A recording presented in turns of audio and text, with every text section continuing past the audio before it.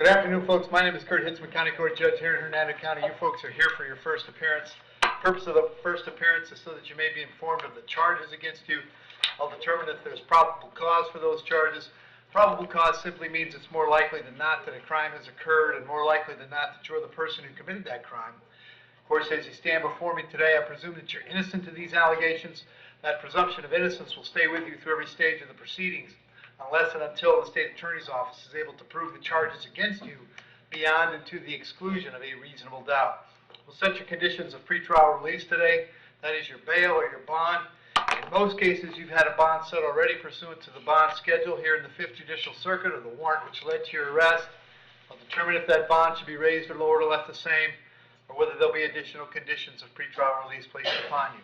We'll let you know when your next court date will be, and if you'd like to have the services of the public defender, I'll gladly appoint the PD to represent you this afternoon. You do have a right to have contact with folks on the outside, family, friends, counsel.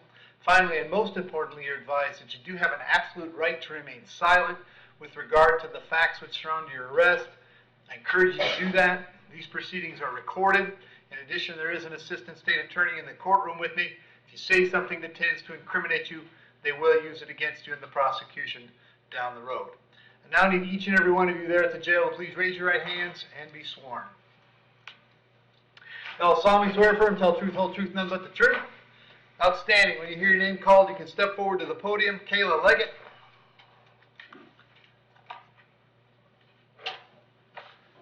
After Ms. Leggett, what's your date of birth? May 1st, 1990. Kayla, you're here on a charge of battery being domestic in nature. There's probable cause for the charge. As to that charge, you're going to represent yourself. You're going to hire private counsel. Would you like the public defender?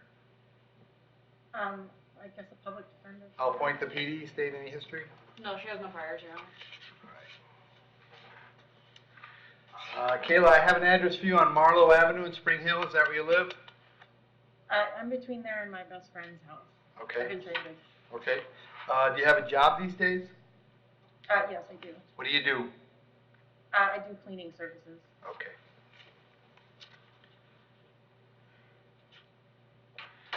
All right, so Kayla, I'm going to set your bond at $50. Condition of the bond, however, is that you'll have no contact with Zachary while the charge is pending. No contact means no contact of any kind. You don't call, you don't write, you don't email, you don't text message. Don't contact him through social media. Don't go where he lives, don't go where he works. No contact of any kind. If you have contact and we find out about it, your bond can be revoked and you can be held without bond until the charges are resolved. I also have to hold you this afternoon up until 4, so if you wanted to serve you with a civil injunction, we'd know where to find you. If you get the civil injunction, it's doubly important that you not have contact, because in that case, not only could you get your bond revoked here, but you could get new charges for violating the injunction. I'm going to have you back in court on the 17th of November. Very important that you contact the public defender's office when you get out, all right? Okay. Thank you. Okay. Thank you. April Stallings.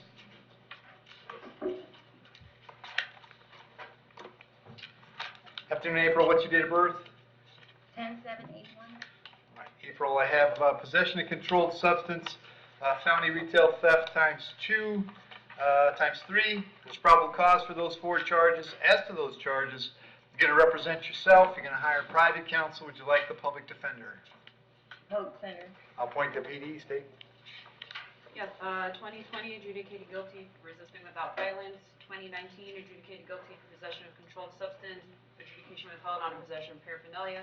2019 adjudicated guilty for providing false name to law enforcement. 2017 adjudication withheld on a dual list. 2017 adjudicated guilty on a battery and a petty theft second.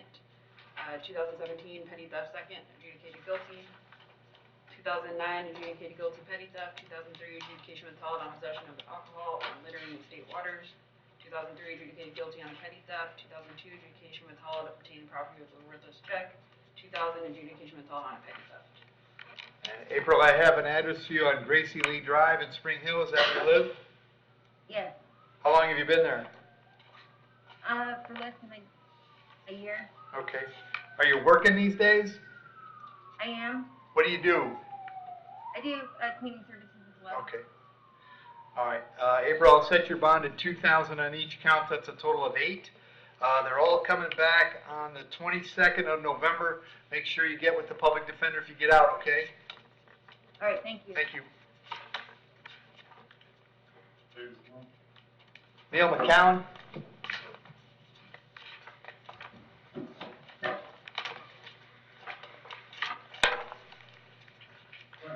Afternoon, sir. What's your date of birth? 4/10/78. Sir, you're here on a charge of felony domestic battery by strangulation. There's probable cause for the charge. As to that charge, you're going to represent yourself. You're going to hire private counsel. Would you like the public defender? A public defender. I'll point to PD, State. He has no prior history. All right. And Neil, I've got an address for you on Hornbill Road in Brooksville. Is that where you live? Yes, sir. How long have you lived there? 4 years. All right. You working these days? Yes, sir. What do you do? Build computer boards for different items. Okay. And was Cayman living with you guys full time? Yes, sir. Okay. How old is he? He's 21. Okay.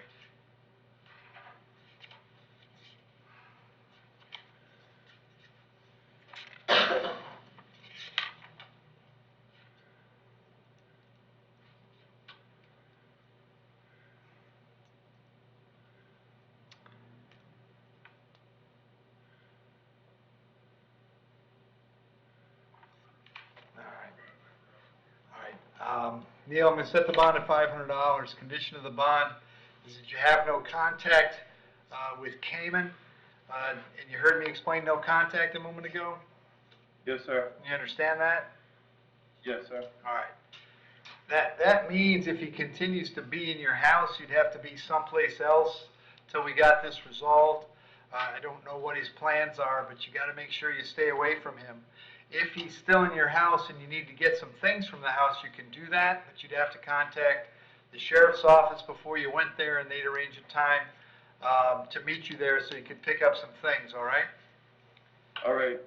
What if my wife took him off the premises? Do I still need to contact? If she gets rid of him, that's fine. I want you to be careful because you having contact with him is the thing that's a problem. I'm not telling you you can't go back to your house. I'm telling you you can't have contact with him, okay? Yes, sir. Okay. I also have to hold you till 4 so that if he wanted to serve you with a civil injunction, we'd know where to find you. I'll have you back in court on the 22nd of November. Very important that you contact the public defender when you get out, all right? Okay. All right, thank you. Jim Whitmarsh.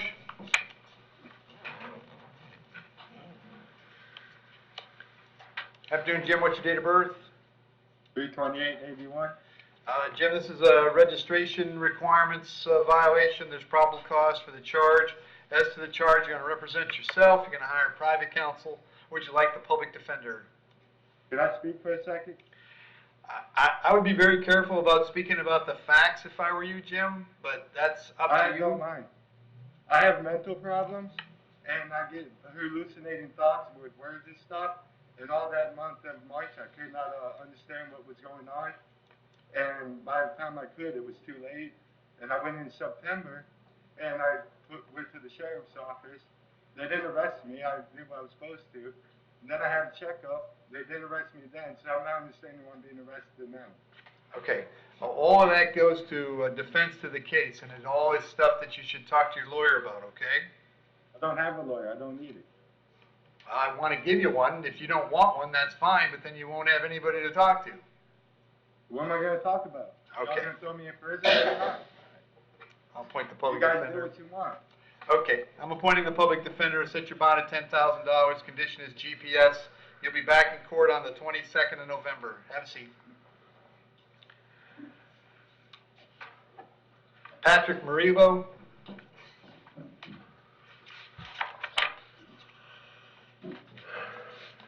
Afternoon, Patrick. What's your date of birth? 6/17/84. Patrick, you're hearing a warrant that was signed by Judge Toner. He found probable cause for a violation of probation. As to that charge, you want to represent yourself, you want to hire private counsel, would you like the public defender? I get a PD. I'll appoint the PD. Judge Toner set your bond at no bond. I can't change that. I'll send you back to see him on the 15th of November. They might have told you the 22nd. The right date is the 15th. Your PD will come see you before you go to court, okay? Thank you. And Xavier Langley? Yes, sir.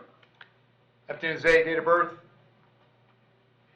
January 21st, 1993. All right, Zay, you're here on a writ of bodily attachment. That means a child support hearing officer and a circuit judge determined you owe some child support. They set a cash purge of $578. You have that much money? No, sir. Okay. I'm currently incarcerated. Okay, what are you serving? I'm not serving. They got me back on an injunction. Okay. And I wanted to talk to you about that because I want to find something out. Cause I didn't understand the injunction. Okay, well, we'll have to figure that out. So you've got a pending criminal case and you haven't been able to bond out, right? Yes, sir. I chose not to bond out because when I bonded out last time, they came and hit me with the injunction when I got home 2 days later. So I was just like, nah. And then just so happened, 5 days after that, they hit me with a child support warrant. Okay. So I was just like, nah, I'm gonna just leave it alone. We're bonding out. Hang on.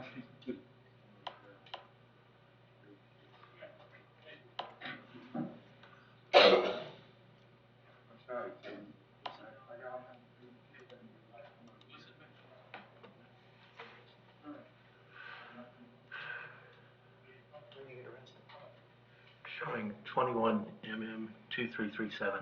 Yeah, that's what I have. You got The Raymond on On the 13th. the Raymond on the 9th is what I have. That's what I have, but I'm just looking at it. Oh, that's. Yeah. the Yes, warrant. sir. I didn't understand why they came and got me 9 days later after they said that I violated my injunction. and they Okay, made me bond okay. out 9 Zay, days. hang on a sec. Oh my goodness.